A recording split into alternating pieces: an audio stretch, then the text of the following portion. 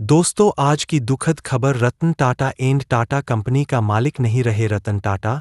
86 साल की उम्र में मुंबई में निधन, शोक में देश। रतन टाटा का निधन बुधवार की देर शाम मुंबई के ब्रीच कैंडी हॉस्पिटल में हो गया। भारत के दिग्गज उद्योगपति रतन टाटा 86 साल के थे। पिछले कुछ दिनों से वो बीमार चल रहे थे। देश भर में शोक की लहर दौड़ गई है। भारत के दिग्गज उद्योगपति रतन टाटा का निधन बुधवार की शाम को हो गया।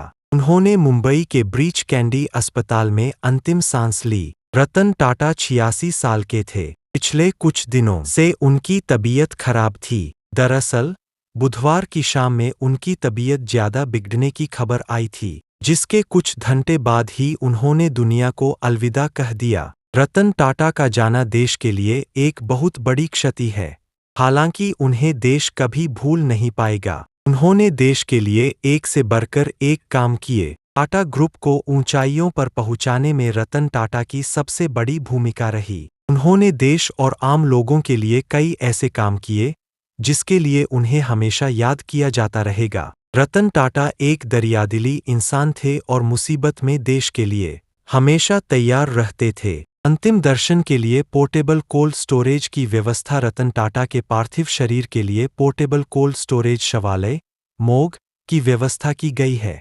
आज शाम 4 बजे तक national centre for performing arts (NCPA) में उनके पार्थिव शरीर को लोगों के अंतिम दर्शन के लिए लाया जाएगा। आज दिन में कई उद्योगपति, व्यवसायी, एक्टर और राजनेता उनके घर पर जा सकते हैं। पार्थिव शरीर को वर्ली श्मशान घाट ले जाया जाएगा। रतन टाटा के पार्थिव शरीर को कोलाबा स्थित उनके घर ले जाया गया है और परिवार के सदस्य भी अस्पताल से चले गए हैं। विशेष CP देवेन भारती व्यक्तिगत रूप से परिवार के सदस्यों के साथ काफिले और एम्बुलेंस के साथ गए हैं।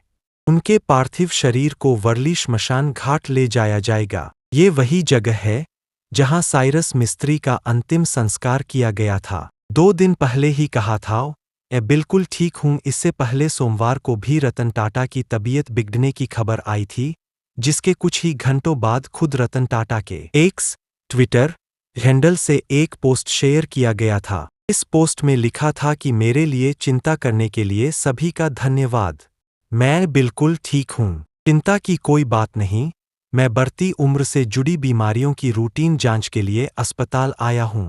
लेकिन देश को ये दर्द रहेगा कि वो इस बार अस्पताल से लौट नहीं पाए और हमेशा के लिए अंतिम यात्रा पर निकल पड़े। 28 दिसंबर को हुआ था जन्म। अरबती कारोबारी और बेहद दरियादिल इंसान रतन टाटा 86 साल के थे।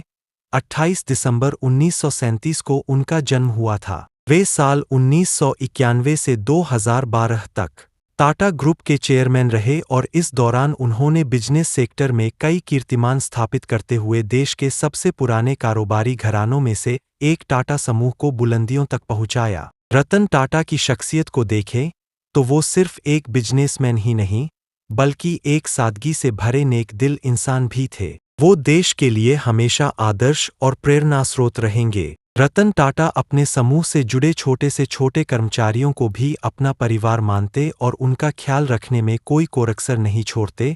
इसके कई उदाहरण मौजूद हैं।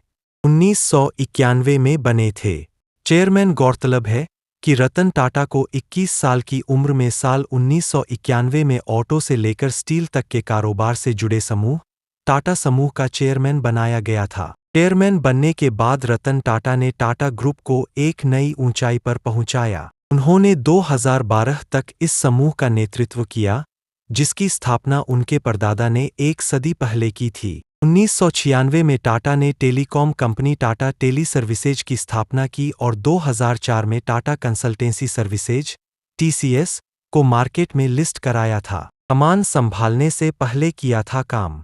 साल 1868 में शुरू हुए कारोबारी घराने की कमान अपने हाथों में लेने से पहले रतन टाटा ने 70 के दशक में टाटा स्टील, जमशेदपुर में काम किया। जब कारोबार की सभी बारीकियां समझ में आ गई, फिर उन्होंने ग्रुप में अपनी दमदार एंट्री की और अपनी मेहनत और काबिलियत की दम पर घरेलू कारोबार को आसमान की बुलंदियों पर पहुंचाने का काम किया। रतन टाटा ने 1991 में पूरे ग्रुप की कमान अपने हाथों में ली थी। प्रेरणास्रोत थे रतन टाटा। रतन टाटा की शख्सियत की बात करें तो वो सिर्फ एक बिजनेसमैन ही नहीं बल्कि एक सादगी से भरे नेक और दरियादिल इंसान, लोगों के लिए आदर्श और प्रेरणास्रोत भी थे।